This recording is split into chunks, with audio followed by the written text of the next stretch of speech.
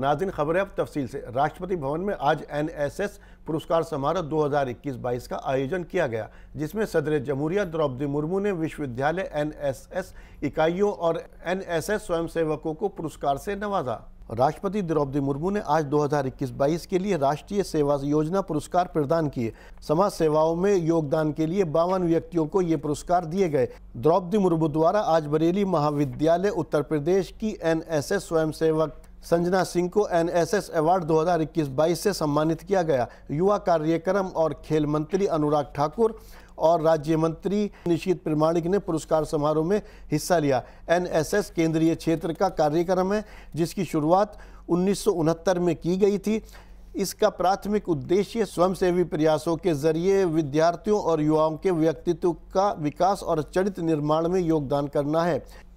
Federation of Indian Chamber of Commerce and Industry masquerade 2023 को केंद्रीय मंत्री अनुराग ठाकुर ने संबोधित किया। इस दौरान अनुराग ठाकुर ने कहा कि वजीर आजम मोदी के कुशल नेतृत्व में सरकार ने ऐसे कानून बनाए हैं जो हमारी अंतर्राष्ट्रीय प्रतिबद्धताओं के अनुरूप है। क्या कुछ कहा उन्होंने, आइए सुनते हैं।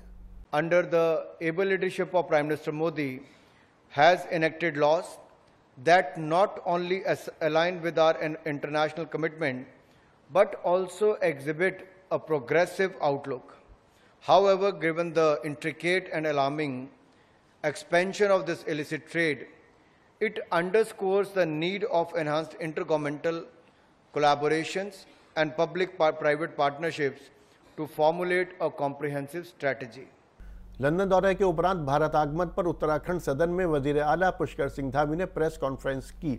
इस दौरान पुष्कर सिंह धामी ने कहा कि हाल ही में भारत में हुए G20 शिखर सम्मेलन का व्यापक प्रभाव विदेशों में देखने को मिल रहा है। लोग भारत के प्रति सकारात्मक बातें कर रहे हैं। उनका हमारे देश को देखने का नजरिया बदल गया है। क्या कुछ कहा उन्होंने, आइए सुनते हैं। हाल ही में G20 की जो समिट यहाँ पर संपन्न हुई है, हमारे आदरणीय प्रधानमंत्री नरेंद्र मोदी जी की अध्यक्षता में, भारत की अध्यक्षता में, उसका व्यापक असर आज विदेशों में देखने को मिल रहा है। किस प्रकार से लोग भारत के प्रति एक सकारात्मक बात करते हैं, एक लोगों का हमारे देश को देखने का नजरिया बदल गया है। एक लोगों के मन में विश्वास का भाव, प्रेम का भाव और मैं सच कहूं तो एक श्रद्धा का भाव भी आज विदेशों में भारत के प्रति उत्पन्न हुआ है। और ये मैंने जब वहां के पर्यटन मंत्री जो G20 में यहाँ आए थे, उनसे जब मैंने बात की तो उन्होंने जब स्वयं मुझे कहा कि बहुत अद्भुत G20 का आयोजन हुआ और निश्चित रूप से पूरी दुनिया ने बदलता हुआ भारत देखा। पंजाब के वजीर आला भगवंत मान आज संगरूर दौरे पर हैं। भगवंत मान संगरूर के 12 गांवों को लाइब्रेरी की सौगात देने पहुंचे। सीएम मान ने धुरी के गांव धनौरी कला में लाइब्रेरी का इफ्तिताह किया। इस दौरान वह स्कूली छात्रों समेत अन्य लोगों से भी मिले। भगवंत मान ने रिबन काटकर लाइब्रेरी का इफ्तिताह किया और छात्रों से मिलकर उनसे बातचीत भी की। बता दें कि नई लाइब्रेरी आधुनिक सुविधाओं से लैस रहेगी। संगरूर में कुल 28 पुस्तकालय बनाए जाने हैं।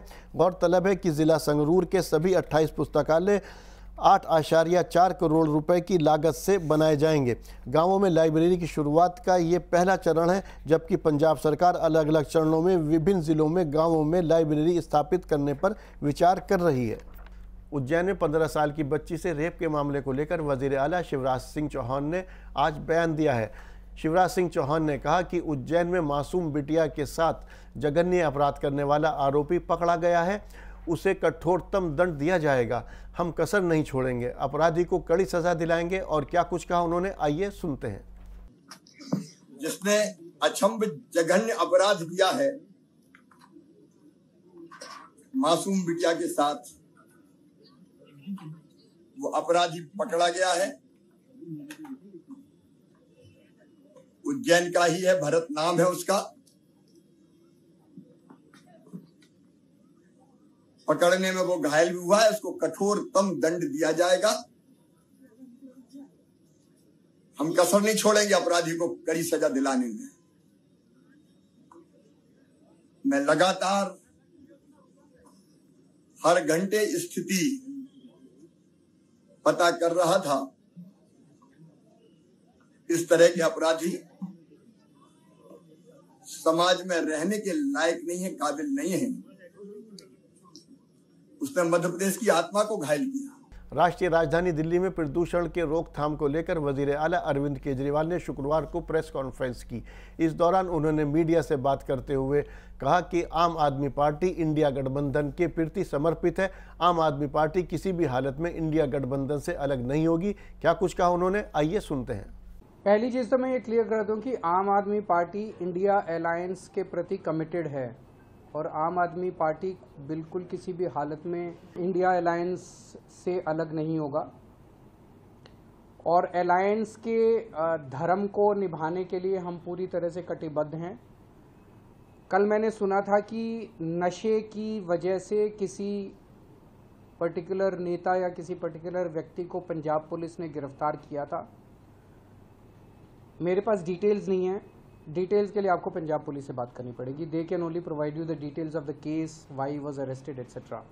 But the government in Punjab, Bhagwant Mann government is committed, Aam Aadmi Party government is committed to जो नशा है, नशे को ख़त्म करने के लिए हम बिल्कुल कमिटेड है, क्योंकि नशे ने हमारे युवाओं को, पूरी एक पीढ़ी को बर्बाद कर दिया है। जिस स्केल के ऊपर नशा आप इमेजिन भी नहीं कर सकते। तो उसके खिलाफ एक जो जंग छिड़ी हुई है, उस जंग में फिर कोई कितना भी बड़ा आदमी हो, कितना भी छोटा आदमी हो, उसे फिर बख्शा नहीं जाएगा।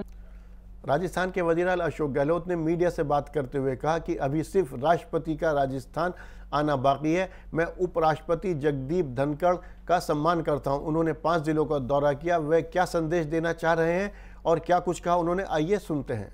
देखिए, बात कल मैंने कहा ये बात कि तमाम संवैधानिक संस्थाओं के जो लोग हैं, अभी राष्ट्रपति का आना बाकी है, राष्ट्रपति का आना बाकी है। और बहुत ही महान हमारी राष्ट्रपति है, बहुत समझदार हैं और गरीबों के लिए समर्पित है। आदिवासी हो, दलित हो, पिछड़े हों, देश के लोग हों, उनके लिए मैंने देखा नज़दीक से, उनको बहुत ही समर्पित है। पर मैं कहना चाहूँगा बाकी संस्थाएं जो है उनको भारत सरकार को चाहिए दबाव नहीं बनाए जाने पर ऐसी स्थिति पैदा नहीं करे कि मैं कैंपेन लगे। तो कल उपराष्ट्रपति जी का मैं बहुत सम्मान करता हूँ, व्यक्तिगत मेरे बहुत ही संबंध है उनके साथ में 50 साल से।